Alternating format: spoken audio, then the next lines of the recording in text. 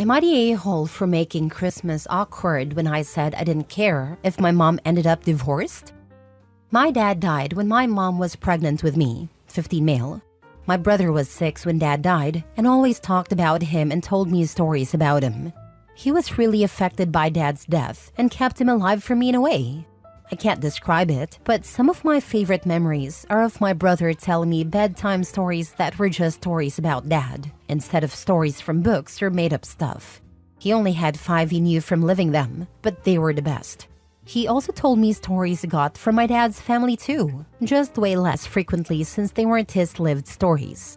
The stuff made me feel like I still had a dad, even though I didn't have one with me.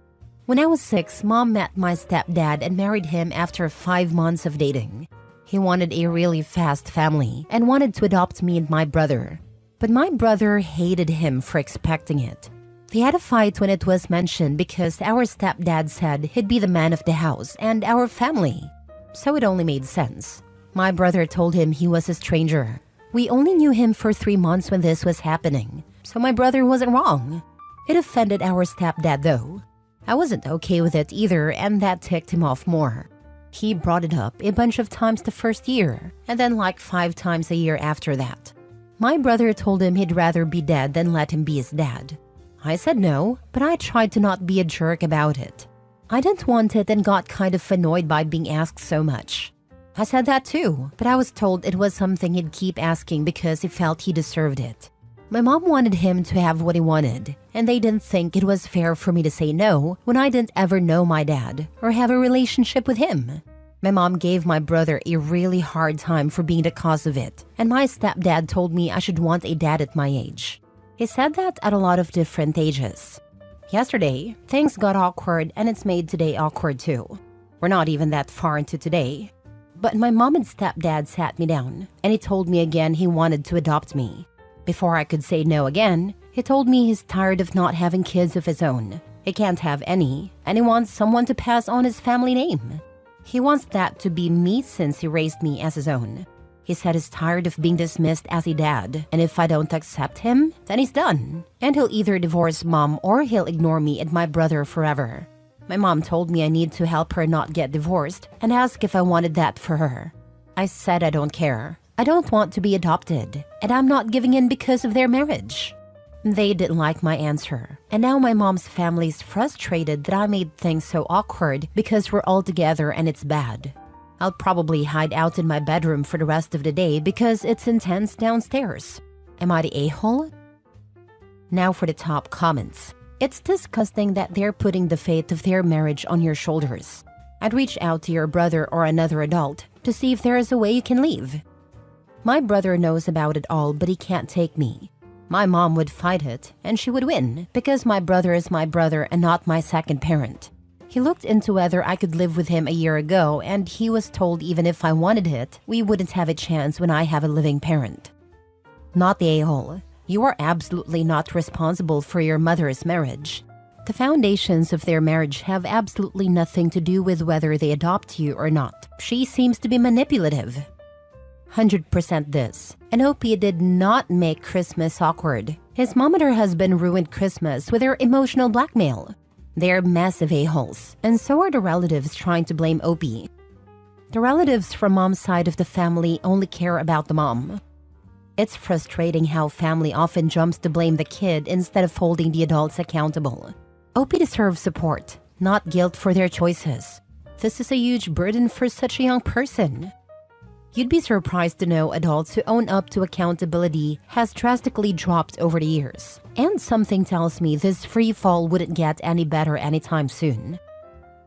Next story. Am I the a-hole for calling my soon-to-be ex-husband a freaking psycho for putting the news of our divorce in the kids' presents?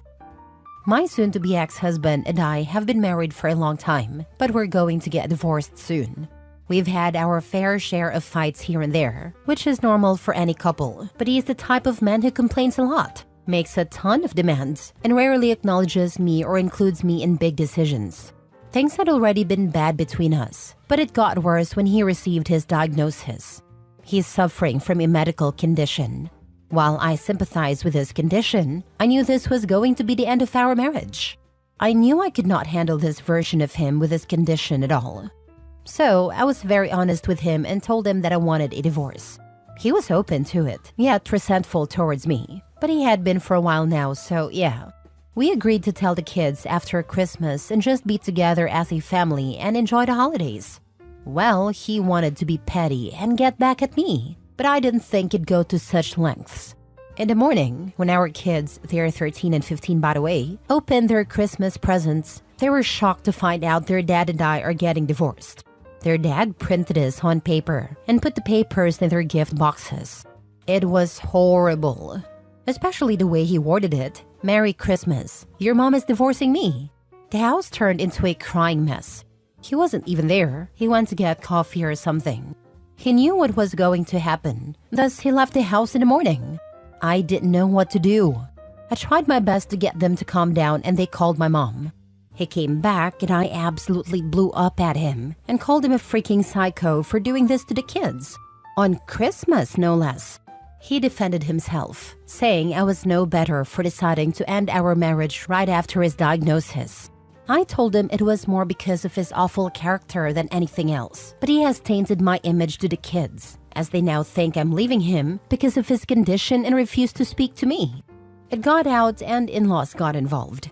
He told everyone I called him a psycho and yelled at him for telling the kids the truth. They all came at me, especially his mother who hated me all those years for no apparent reason. She called me a bee and said that if my relationship with the kids is ruined, then it would be because of my own doing, and I have no one to blame but myself for being such an awful wife and mother. It escalated. He's moving out, and the kids are with my mom. I'm feeling utterly devastated right now, but started to think that my outburst was unnecessary. And calling him a psycho and causing a scene instead of de-escalating the situation might have been wrong. Remember, your relationship with your children is a marathon, not a sprint.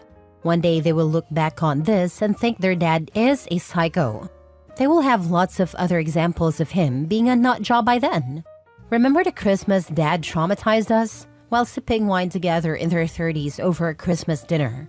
Always be the bigger person. Always rise above and put your kids first.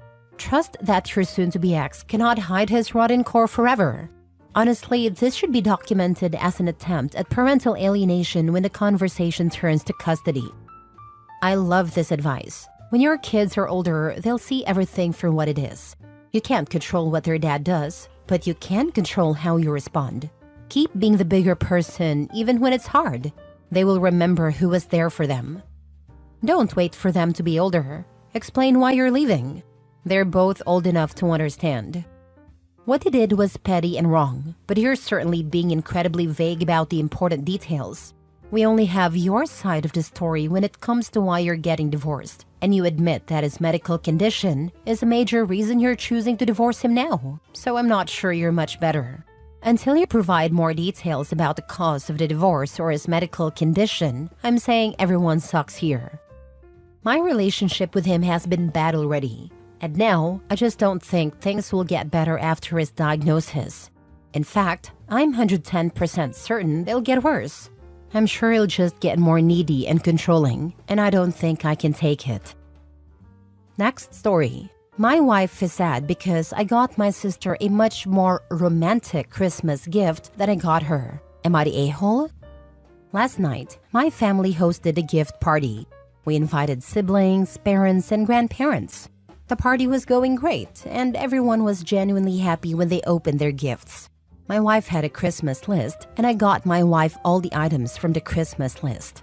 My sister opened her gift last, and after looking at the gift for a minute, she broke down in tears and hugged me.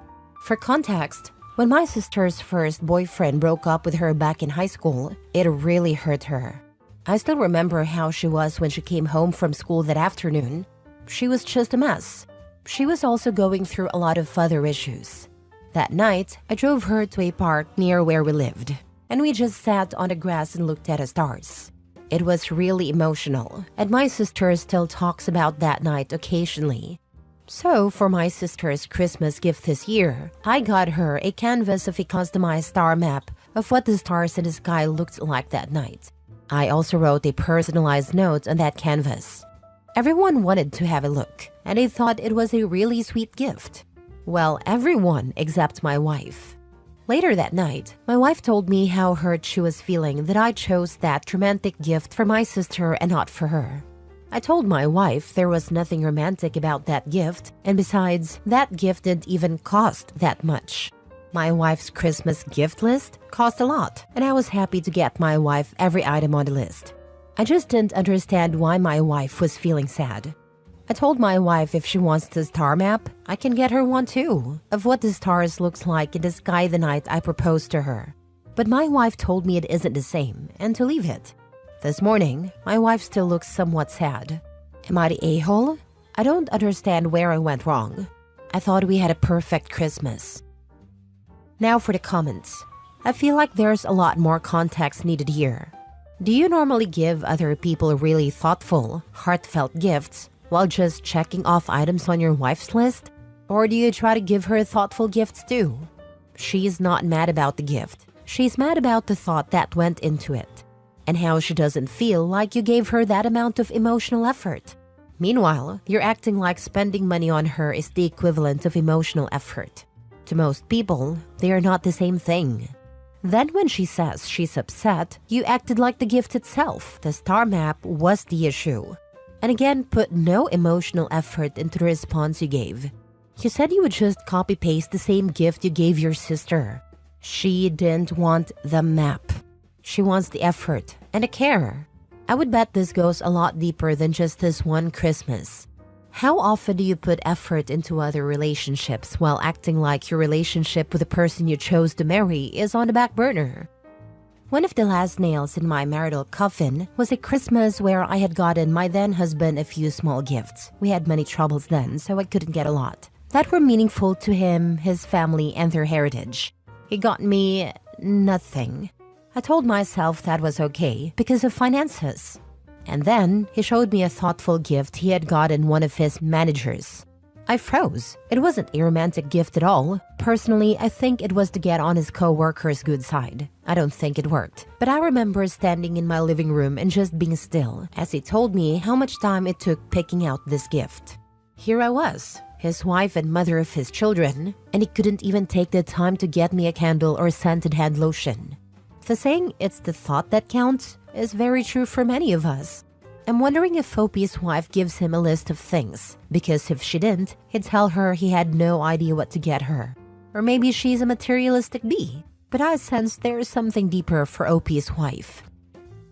Last story. Am I the a-hole for refusing to give my mom the only gift she wanted for Christmas? A little backstory. My sister has resented my existence pretty much since I was born. When I got pregnant with my oldest daughter, my sister became very controlling. She would demand to be at every OB appointment and tried to demand we let her in the delivery room when only one person was allowed in beside me. Every first for my oldest had to involve my sister because she's never had a kid before. This is my first kid too, you know? My sister became obsessed with my oldest, to the point I believe she was borderline grooming her to believe that she was the mom and not me. My family and I relocated a couple of months ago halfway across the country. This decision came because my sister threatened to call CPS on me for not allowing her to take my oldest over the entire summer break. She told me she'd have me lose custody of both kids. The reason I wouldn't let her take my oldest for the summer was because she had literally just threatened to bring her pistol to my mom's house and put a bullet in my fiancé's head. We moved a few months back to get away from that toxicity. I figured this was the best option for us and decided to still keep somewhat of a relationship with my sister. We would video chat almost daily. On my oldest's 5th birthday, my sister made a call to CPS. She claimed my fiancé and I were sexually abusing my 5-year-old and we were physically neglecting both children. She sent in a photo of my 2-year-old with chocolate ice cream on her face because she'd literally just finished the ice cream. My sister saw her eating it, so she knew it was fresh, yet still took a screenshot and used that as evidence that I'm neglecting my kids because they're always dirty. The sexual abuse claim came because my 5-year-old had a diaper rash and it was bothering her. So she said, "My butt hurts." My daughter is autistic and has epilepsy. We're working on potty training still. I know it was my sister who reported us because she bragged about it. And I know for sure this report was her being mad that we moved away. She wanted to get back at me for taking her kids away from her.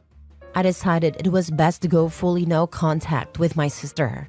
She tried to hurt my kids, and she hurt me and my fiancé pretty badly. To me, what she did was unforgivable. Today, with it being Christmas, I called my mom on Messenger so the kids could show her what they got and tell her Merry Christmas. The conversation went pretty well until the end when she went into another room and asked me if I could do her a favor. I said, "Sure, what's up?" And she goes, "Have the kids talk to your sister. It's Christmas." I told her no, I will not have that. She tried to hurt my kids, and I don't want them around someone who would do that. My mom started crying and going on about how it's Christmas, and it'd just be for a couple of minutes. Then we can go back to no contact. I told her that it was my daughter's birthday when she decided to try and ruin her life. My mom started crying and said she wanted to get off the phone, so we hung up. The last time my kids saw my sister since going no contact, they kept asking for 2 weeks about talking to her. This wouldn't be a one-time thing. This would be them begging and crying to see my sister, and them not understanding why they can't. Was I being an a-hole here? This was the only thing my mom asked for Christmas this year. Not the a-hole for protecting your kids from harmful behavior. Not the a-hole. You're protecting your children from someone who has proven to be harmful and dangerous, and that takes priority over anything, even family requests. Your sister's actions, including the CPS report and threat, have had a serious impact on your family, and it's understandable that you would refuse to expose your kids to her. While your mom's feelings are valid, her request puts your children at risk emotionally, and you are right to set boundaries. You made a difficult decision to protect your children, and that is never something to apologize for. She threatened to shoot your fiancé. She called CPS on your daughter's birthday. She has threatened to take your child. At this point, a restraining order is the bare minimum. She's dangerous. She could kidnap your daughter and unalive your fiancé in the process. Your reaction is weak. Tell your mom that if she ever pushes for your sister again, then you will need to reevaluate if she should be allowed near them too, considering she gives zero care about her safety. Not the a-hole. Your sister is mentally unstable, and your mom is enabling her. Your mom is the biggest a-hole in this. She should be getting your sister help instead of endangering your kids. I've strongly considered a restraining order and was about to go to the court to get one when I read that to do that, I have to provide my address. I felt it would end up being safer to move as soon as we could and not give anyone our address and only use a P.O. box if needed. If I didn't have to provide my address to get a restraining order, I'd 100% do that.